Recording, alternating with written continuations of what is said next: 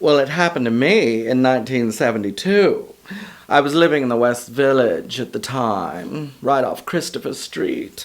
I'd been attending a garden party at my dear friend Crispin's, which was fabulous, until the Vice Squad showed up and raided the place.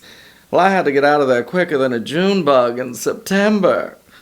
I took the long shortcut home through the park. You know, the scenic route, right past the gentlemen's lavatories. Well, I must have taken a wrong turn somewhere because I ended up in a clearing that I didn't even recognize. Well, out of nowhere, this giant silver saucer-shaped craft just floated down from the heavens like Glinda the Good Witch and settled itself on the ground just so.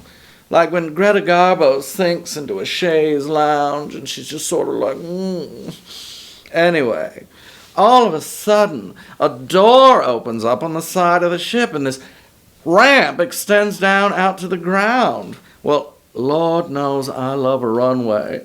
And there I was without my ostrich feathers.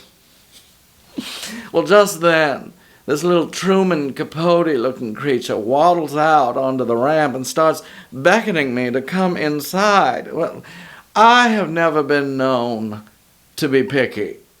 And besides, who am I to turn down a good time?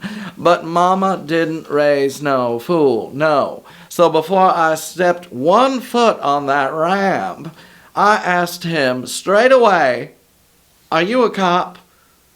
Well, he made it abundantly clear that he was not, and escorted me onto the ship. Well, the interior of the craft was all white and futuristic, but with impeccably placed decor. A fern here, a macrame wall hanging there, as well as other objets d'art.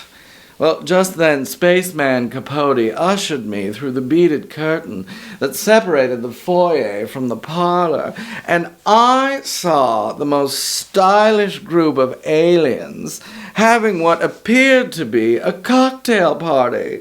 The dress was elegant casual, and one of them was just really queening out, just holding court in the middle of the room. Well, they all stopped to stare at me with their big, black, judgy eyes. And I said, "Who do you got to blow around here to get a martini?" Well, they immediately handed me a martini, and I was like, "I think you misunderstood the question." Well, they all gave me unconvincing smiles and went back to their conversations. Well, they obviously could understand me, but I could not understand a word of what they were saying. It was all blorps and bleeps and lisps and wrists. Well, just then, one of them swished over to the turntable, took off the Barbra Streisand album, and replaced it with Linda Ronstadt. Well, he might as well have taken a shit in the punch bowl the way those queens reacted. And let me tell you, I don't blame them. Oh, they started yelling and screaming at each other, just blorp this and bleep that, until the real Queenie one yelled something that was clearly devastating, that cut through the commotion.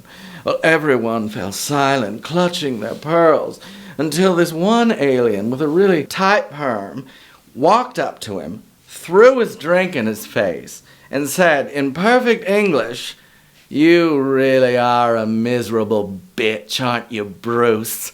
Thanks for ruining my birthday." Well, that was my cue to leave. So I stole the candy dish, jumped out a porthole, and went to the Bowery for a nightcap. The end.